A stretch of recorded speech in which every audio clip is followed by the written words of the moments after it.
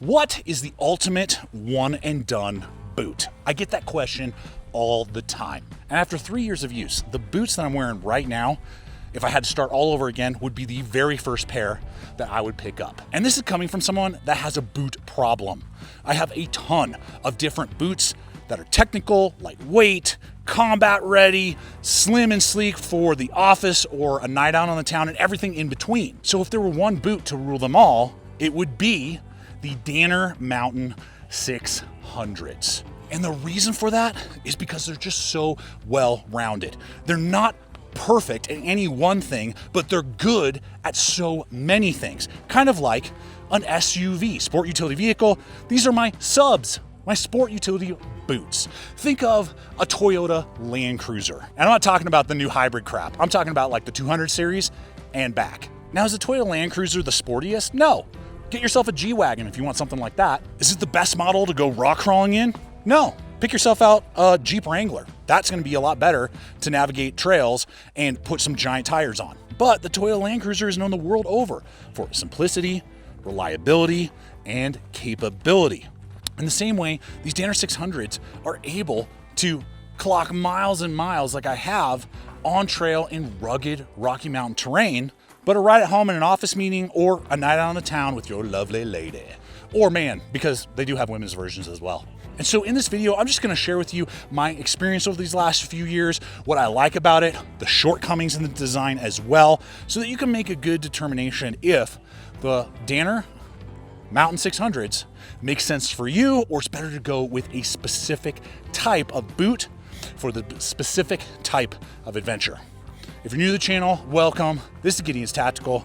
Let's dive in and have some fun. Just look at that, 3 years of wear, beautiful, rich brown, kind of like the creme on top of a freshly pulled shot of espresso. And what we're looking at here with this boot, on top of just the style and the wear, gives it character. I love that, like, it's something that nylon and like synthetics just don't do. Leather just wears so well and has character to it. It's been around, you can tell. Now, this we're looking at, it's like 4.5 inches, mid top is what I would consider. That's not like a high top type of boot is what I would call that.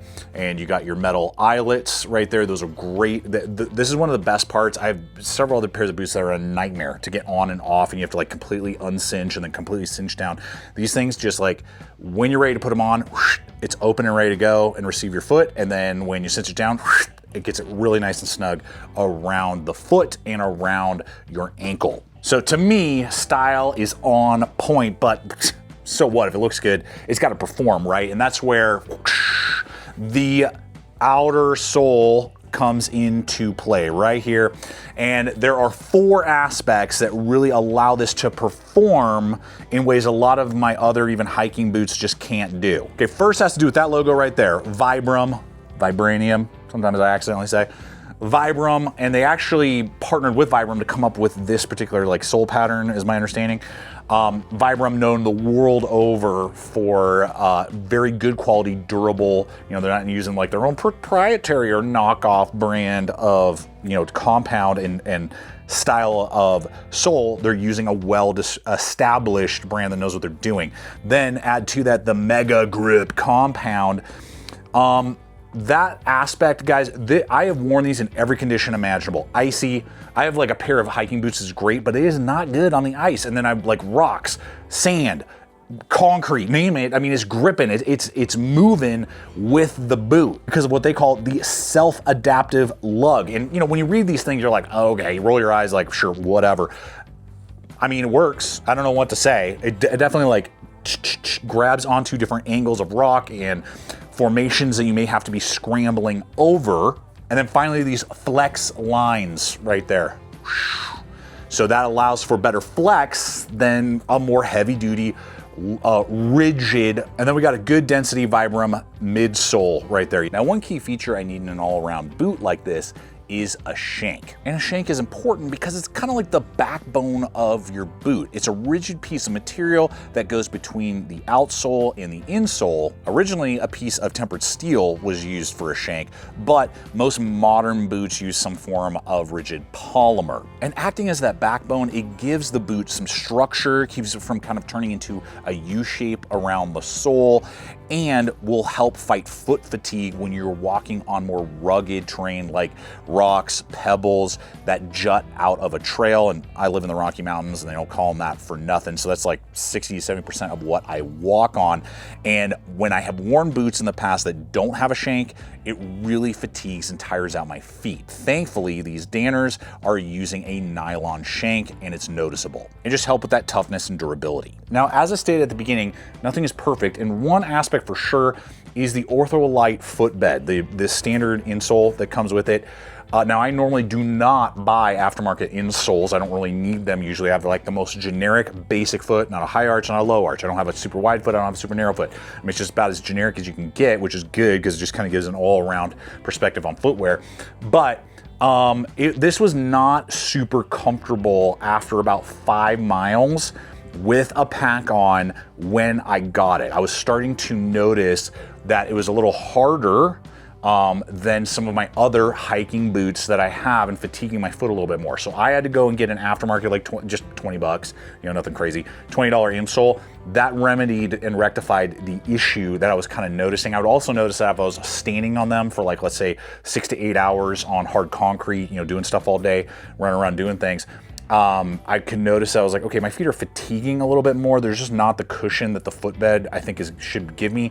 And once I got an aftermarket insole, again, just right off the shelf, Walmart, like nothing like custom or anything, definitely rectified it. So I would consider, or just be aware, you might want to put some insoles in this if you're finding that they feel a little harder on your soles than maybe other boots you have owned in the past. Now, there are two aspects to these boots that we don't find that often in the footwear arena these days that really got me excited when I first picked these up.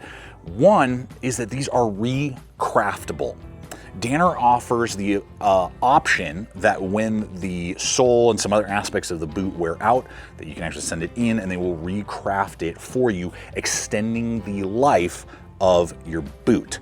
And we just don't see that very often in this day and age of consumerism and, you know, just buy it and then toss it and, you know, throw it away in expendable pieces of gear and just replace it versus fix it mentality, which is just cool. And I'm actually looking forward to one day, I don't know when, but one day using that feature to extend the life of this boot. And the second thing really gave me some peace of mind to invest in this boot when I originally bought it. Danner offers a 365-day or 1-year warranty on these boots. And so what that means is that I could really take it to the limit right away and throughout the year. If I had some sort of issue, malfunction, you know, where the sole was starting to separate or one of these eyelets ripped off or something like that, they're gonna cover it and I'm not out a pair of boots after months of using them in rugged terrain and getting a lot of wear on them. And that gave me some extra peace of mind with my investment, as I stated earlier. When I bought these, I think I got them on sale for around $200. If you can find them for that price, that's a good deal. Usually they're about $220 to $230 on average. So that's definitely a pretty penny that you have to consider. Those aspects I just listed definitely help give some peace of mind, confidence in that investment. And now, having owned a pair, taken them everywhere, here and there and everywhere in between, and seeing almost no wear, I feel like that level investment is absolutely worth it because of how often I wear these, how many different environments they excel at, and would absolutely throw it on that money again if and when someday I absolutely have to replace these after the re-craftable aspect has kind of gone away and it's, you know, other aspects aren't fixable anymore. So I'll have a link popping up over to my Gideonstactical Amazon store where you can explore not only this model, which is the base model, it's full grain leather and non-insulated, but waterproof. So all those links will be included in the description box below so you can explore all the different variants that do exist. Okay, so obviously, as we've been seeing, style is there, performance is there, especially once you get the insole in and just kind of tweak that according to my mileage. Your mileage may vary. then great for day hikes, you know, carrying, going different places, running around, doing whatever you're doing. It's just such a well-rounded boot. But why isn't it like an excellent multi-day backpacking boot? Well, it mainly comes into the weight. I like having something a little bit lighter weight if I can, even by a few ounces. You're always cutting every ounce when you can. And then breathability and the support, going back to how it felt. You know, if you do 20 miles a day for a few days in these, you're probably gonna feel it more than something that maybe is a little bit more focused on specific trail use. And even though these are 36 ounces for the pair, 18 a piece, give or take, you know, depending on size, which is not heavy, but it's not light either. That aspect, and then the leather, though pretty good. I mean, I've hiked with these and worn these in like 80 to 90 degree weather. You know, if you're sweating and perspirating and you're going miles and miles and miles, I prefer something that's a little bit more breathable, has a little mesh on the sides when I'm doing extended backpacking trips. I'm willing to sacrifice some of the, obviously, style, but also what maybe durability leather brings compared to nylon or, you know, mesh, for the added level of breathability and kind of flex that certain other lightweight boots might bring to the table. So I could do a multi-day backpacking trip with these boots, no problem, but I know my dogs would be barking a little bit more than with some of my other more technical boots. Now, these are waterproof. I don't believe they have a non-waterproof variant. So this is their Danner waterproof. It absolutely does what it should. Obviously that, along with the leather, adds to like not as breathable as something with mesh sides. There are Gore-Tex versions that are also available if you want maximum waterproof capability. But I mean, I've hiked in the snow with it getting wet, my boots getting wet, you know, you'll see it a little bit on the leather, but it doesn't soak through the membrane from my experience in multiple different scenarios. Now, like I said, I have one of the most basic kind of generic feet, and these are absolutely true to size for me. I'm 11 and a half usually. I got 11 and a half, and it fit perfect, the right amount of toe box room, you know, the right amount of arch support for what I look for, and just all around fit great for my foot. So there you go, guys. The Mountain 600s by Danner. My go-to one and done, most well-rounded pair of boots. If all the different boots were to be taken from me tomorrow and I had to start over again, that is the first pair of boots I would purchase, because I know I could do a lot in them and with them. But that's me and my mileage. I want to hear from you guys. What's your thoughts on these boots, especially if you own a pair? How have they been performing for you? If you're new to the channel, I want to thank you for your time today. I hope it's been fun, entertaining, giving you the data that you need. I invite you to subscribe because I'm putting up content like this every single week. And if there's a particular type of footwear that you want to maybe see tested out here on the channel, leave a comment below. I'd love to take it for a spin and give you my thoughts. Till next time, always remember to stay equipped, stay prepared, and I'll see you out there.